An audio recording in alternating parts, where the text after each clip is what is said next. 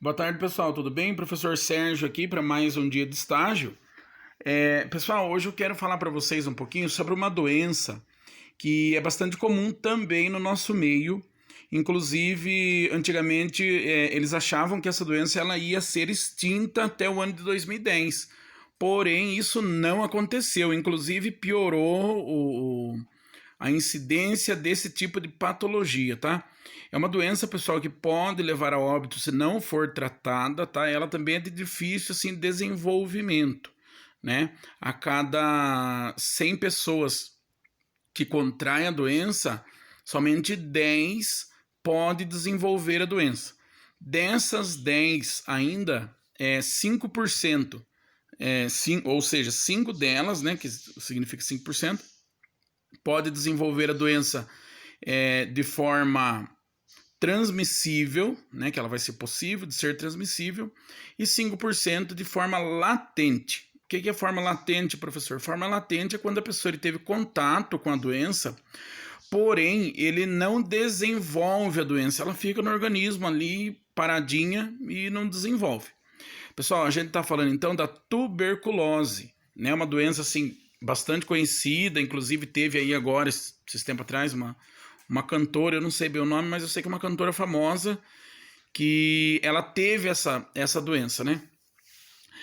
Então, pessoal, essa doença, na verdade, ela é uma doença que ela atinge principalmente os pulmões, né, da pessoa acometida por ela, mas ela também pode atingir todos os outros órgãos da pessoa, né, que teve o contato com essa doença. Não só órgãos, como também os ossos, entendeu? Só que assim, a pessoa, ela vai ter a probabilidade de estar transmitindo essa doença apenas a pessoa que desenvolver um tipo de tuberculose chamado tuberculose pulmonar, tá?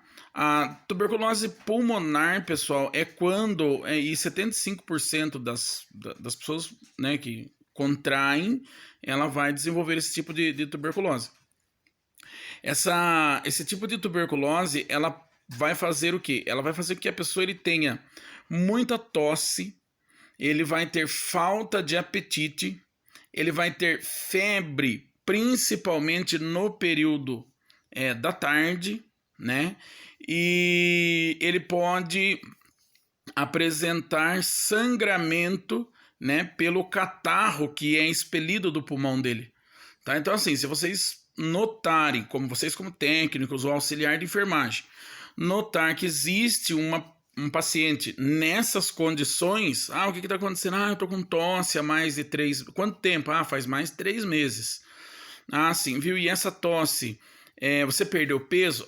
Perdi, nossa, perdi peso. Você tem febre? Tenho. Qual horário mais ou menos da sua febre? Na parte da tarde. Comumente vai ser assim, tá? E tem presença de sangue? Normalmente, sim, quando eu escarro, às vezes sai um pouquinho de sangue. Então, assim, é batata para confirmação de tuberculose, tá? Pessoal, existe também um tipo da tuberculose chamado tuberculose miliar. Essa tuberculose, pessoal, é quando o vírus da tuberculose, ele passa por todo o organismo. Pessoal, vou corrigir uma coisa, tá? Eu falei o vírus da tuberculose, mas a tuberculose não é um vírus, tá? A tuberculose, na verdade, ela é uma bactéria, tá? Inclusive, o nome dessa bactéria chama-se Mycobacterium tuberculosis, tá? Então, assim, eu estou corrigindo aí o que eu estou falando, tá?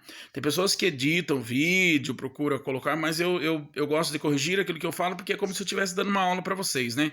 Então, a gente vai aí se adequando a cada dia e procurando melhorar, tá bom? Então, pessoal, é uma bactéria, tá bom? E o nome, então, dessa bactéria chama-se Mycobacterium tuberculosis. Se um dia cair algum concurso, vocês já podem ter noção aí, tá bom? Então, pessoal, e como que é feita a transmissão? A transmissão da tuberculose, ela é feita através de aerosóis. Nossa, mas como isso, professor? Por exemplo, a pessoa, ele tosse, ou então ele espirra e sai aqueles jatos, né? Mesmo que seja assim invisível, ali, dependendo da carga viral dessa bactéria, né? Você vê como é que o negócio é um pouquinho contraditório? Pense bem, eu acabei de falar que é uma bactéria e não um vírus, mas quando eu preciso falar de carga, eu tenho que falar carga viral, não carga bacterial, né? Então aí que confunde um pouquinho aí a cabeça de todo mundo, mas é uma bactéria, tá? Então essa carga, pessoal, viral dela, ela vai fazer com que, dependendo se ela estiver muito alta, né, ela vai ter aí uma maior probabilidade de contaminar então outras pessoas, tá? Então a contaminação ela se dá por via de aerosóis. Antigamente se falava que pessoas com tuberculose deveriam de ser isoladas até mesmo de contato, tá? Porém, existe ainda uma grande contradição. Eu peguei um dia eu peguei um trabalho atualizado que diz assim que a tuberculose ela não é transmitida por fomites. O que é fomites, professor? Fomites é tudo aquilo que a pessoa utiliza, tá? Um copo, uma colher, um garfo, uma escova de dente. Diz, né, nesse estudo diz que não é transmitido. Porém, eu peguei um dia um folheto que foi liberado pelo Ministério, e o próprio Ministério da Saúde falou que não transmite por fomites, né? Já que somente por aerosóis. Já num folheto que eu peguei do Ministério da Saúde também, ele falou assim, diz que um dos métodos de prevenção da tuberculose é fazer a separação desses fomites, ou seja, separar tudo, separar colher, garfo, o que a pessoa utilize deve ser separado, entendeu? E então fica um pouco contraditório. Eu vou pelo que está atualizado e digo que por fomites não transmite, tá? Então lembre-se que fomites são os utensílios utilizados aí por um paciente que esteja com tuberculose. Até o ano de 2010, pessoal, o tratamento da tuberculose, como que ele era feito? Descobria que a pessoa tinha, né? Fazia ali alguns outros testes. Existem também vários testes da tuberculose.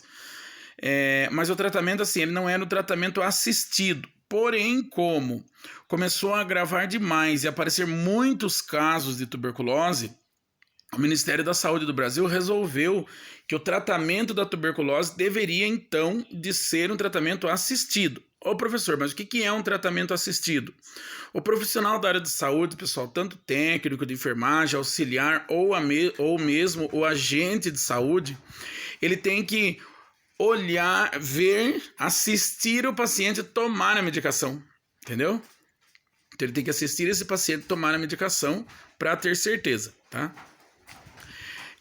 Pessoal, então, sobre o teste, existem outros testes, né? Raio-X, baciloscopia que é feita, mas eu quero falar para vocês, assim, o nosso teste principal que vocês devem saber, né, sobre esse teste e como ele é feito. Tá? É feito o teste do BK, que ele diz. BK significa baciloscopia de Koch, tá bom? Então, assim, essa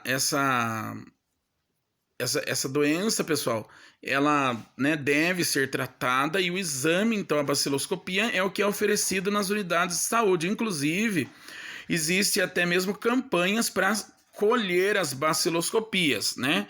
Qual a baciloscopia que seria interessante? Como é feito, né, a coleta da baciloscopia? A coleta da baciloscopia, pessoal, é muito simples, ou seja, do BK, né, que é o que a gente, a sigla que a gente utiliza. Vocês devem orientar o paciente, né, a escarrar, né, num potinho, né, um potinho igual aquele potinho de fazer exame de urina mesmo. Ele deve escarrar naquele potinho e coloca ali aquela secreção dentro do potinho e envia para o laboratório. Outro dia, ele deve fazer a mesma coleta no horário da manhã, né? Deve fazer também para que esteja 2 amostras. Porém, na campanha, geralmente só se colhe uma, depois faz aí a outra somente para ter confirmação, tá? E a orientação que vocês devem dar para o paciente não é para cuspir no copinho. Tem gente que gospe, não é a saliva, tá? É a secreção pulmonar. Então, realmente, ele tem que escarrar, naquele potinho, tá? Tem pessoas, né, que tem um pouco de dificuldade para poder colher esse exame, porque ou mesmo para trabalhar nessa parte, mas assim, é a profissão que a gente escolheu, então depois acostuma, né? E aí vai ser enviado lá e vai ser feito o teste. Existem aí outros testes que eu acho que não tem tanta necessidade de comentar hoje, porque assim, são testes mais específicos que não abrangem muito a nossa área, tá? Os sintomas, pessoal, como eu disse, é febre, né? Calafrios, as pessoas podem ter também. Febre sempre no período da tarde. Falta de apetite, emagrecimento, né? Aí o sangramento no catarro. Pessoal, a terminologia para sangramento no catarro, vocês sabem qual que é? Hemoptíase, tá? Essa aí é a sigla, tá? Hemoptíase, tá bom? Deixa eu ver outra coisa que eu precisava falar com vocês. Sim, a tuberculose, então, tem a forma latente, né? E essa forma pulmonar aí, né? E a forma miliar, que é quando ela é transmitida para todos os outros órgãos através da corrente sanguínea, né? E pode levar ao óbito, tá? Assim, pessoal, as pessoas que também são mais suscetíveis a desenvolver a tuberculose são pessoas que elas têm aí alguns agravos, né? Exemplo, pessoas que são HIV positivo, pessoas que têm peso baixo, principalmente com 10% abaixo do peso ideal. Essas pessoas também, crianças menores de 4 anos, né? Pessoas que tenham aí algum tipo de patologia, né? Que ajuda a afetar o seu sistema imunológico, né? Então, essas pessoas são que devem mais prestar atenção aí se forem contaminadas, tá? Então, o tratamento também é medicamentoso, né? E a prevenção deve ser feita através do quê? Através da detecção, né, de um possível paciente com tuberculose, né, do isolamento desse paciente por alguns dias até iniciar o tratamento aí, passar algum tempo, né?